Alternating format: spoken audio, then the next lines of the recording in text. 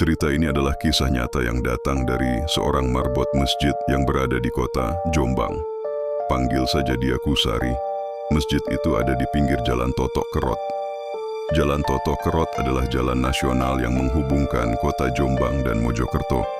Jalan ini terkenal sebagai jalan dengan lajur yang cepat dan kendaraan yang melintas didominasi oleh bis antar provinsi dan truk kontainer, serta sepeda motor.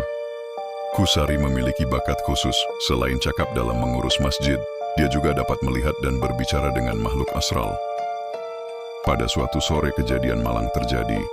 Seorang pemuda pegawai pabrik baja di Surabaya bernama Dandi. Dia berasal kota Kediri, berumur 30 tahunan, mengalami kecelakaan di Jalan Totok Kerot Jombang Mojokerto setelah sepeda motornya diterserempet oleh truk kontainer, sehingga jatuh dan menabrak pembatas jalan dan meninggal dunia. Namun setelah 7 hari dari kejadian itu, Kusari melihat arwah pemuda itu kembali lagi ke tempat dia kecelakaan. Setelah berhari-hari arwah pemuda itu tidak kunjung pergi, dia duduk di pembatas jalan, terus menghadap ke arah yang sama, yaitu arah barat. Seakan dia sedang menunggu seseorang lewat. Telah 3 bulan berlalu sejak kecelakaan tragis itu terjadi. Tetapi arwah pemuda itu masih berada di posisi yang sama dan terus menghadap ke barat. Karena merasa kasihan dan penasaran, Kusari mencoba berkomunikasi dengan arwah pemuda itu. Tiada disangka arwah pemuda itu merespon Kusari.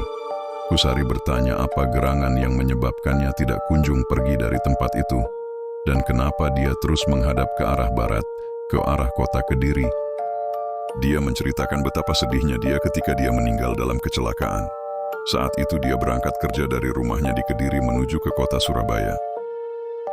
Dia sangat semangat berangkat waktu itu karena dia memiliki seorang adik perempuan yang telah berhasil masuk SMA unggulan di kota Kediri.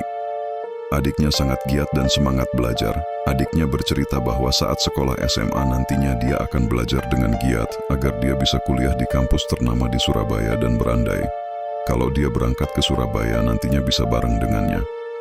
Namun takdir berkata lain, naas kecelakaan di hari itu harus terjadi.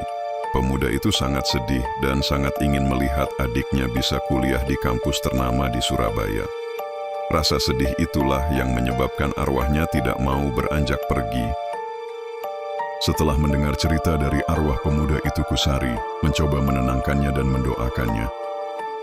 Bulan demi bulan telah berganti, namun arwah pemuda itu masih berada di tengah pembatas jalan dan tetap menghadap ke arah barat. Hingga tepat 3 tahun setelah kecelakaan itu, si arwah pemuda tidak lagi terlihat sedih lagi, dia terlihat tenang dan bahagia. Kusari yang melihat dari serambi masjid menyadari akan hal itu. Selama 3 tahun arwah si pemuda tidak pernah beranjak dari tengah pembatas jalan, namun pada siang itu dia menghampiri Kusari dan berkata bahwa dia telah melihat adik perempuannya berangkat kuliah ke kampus impiannya di Surabaya menaiki bus antar kota. Arwah si pemuda bahagia, meskipun hanya bisa melihat adiknya yang semangat dari kaca jendela bus. Semenjak saat itu, arwah si pemuda tak lagi menunggu. Dia telah pergi dengan tenang ke tempat yang seharusnya.